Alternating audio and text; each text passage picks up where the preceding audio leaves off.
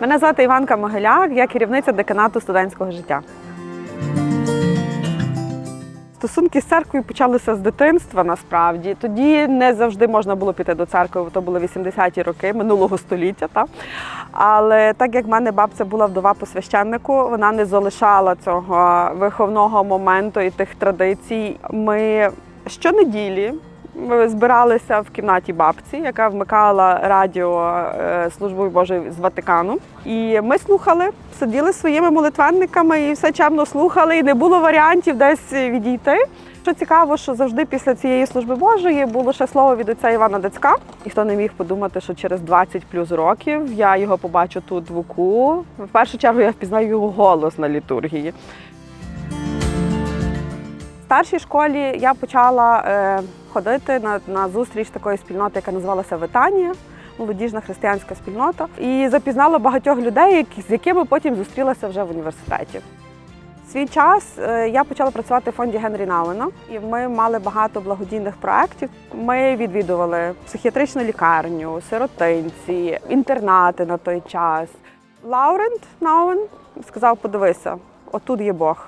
Тобто, каже, це не є тільки такий вертикальний зв'язок з Богом, в першу чергу нам важливо вибудувати горизонтальний зв'язок.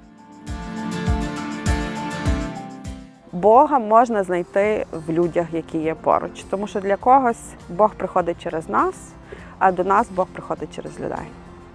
УКУ для мене, я би сказала, що це мої друзі. Ми час до часу саме питаємо, один одного питаємо, як ми тримаємося. Тільки тому ми і тримаємося, що хтось мені допоможе, комусь я можу допомогти, десь ми можемо просто мовчки посидіти, чи ми можемо помолитися вервицю, чи ми можемо послухати якісь духовні настанови, але ми тримаємося завдяки людям, які є поруч. Я завжди себе питала, якщо в мене були якісь такі труднощі, для чого воно мені? Не чому, Боже, чому це так? А для чого воно мені? Що я маю ніби побороти в собі, бо були сумніви, чи якось по-іншому ставитися до тих чи інших обставин. Тобто, і я, коли вже тепер аналізую своє життя, тобто це ніби і виклики, і загалом своє життя, я можу сказати, що дуже багато речей через багато років ніби мають сенс. Колись щось було років 10-20 тому, воно тепер має сенс.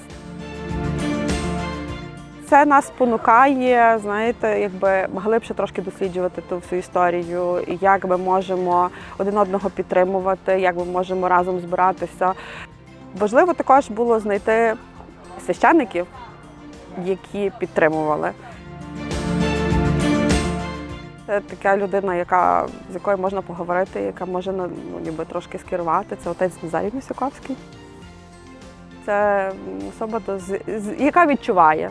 В принципі, мені здається, для християн зараз нелегко, тому що ті всі речі, вони такі швидкоплинні, все є, ти до цього можеш дотягнутися, можеш мати все, але ця швидкість і ті зміни, які відбуваються, і цей такий інформаційний шум, бо це реально шум, він заважає зосередитися на тому, на чому насправді треба зосередитися. І тому деколи позапланово хочеться прийти до церкви, сісти в тиші і заземлитися. Блаженніший Любомир Гузар казав дуже, може, просту і дуже лаконічну фразу: ми маємо бути людьми. Так? І це мене, знаєте, деколи, коли є моменти різні в житті, я на цьому фокусуюся і йду далі.